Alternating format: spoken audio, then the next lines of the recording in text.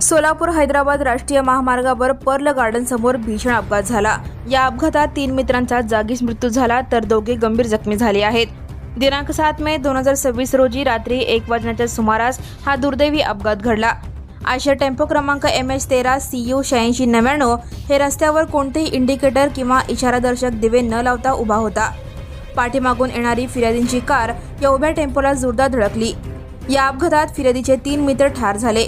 अमोल एरटे, शेखर सुरेखर, कादर हांडे असे त्यांची नावे आहेत, तर जखमी झालेल्यांमध्ये अमित राजेश जाधव आणि स्वरूप कोथिंबिरे यांचा समावेश आहे।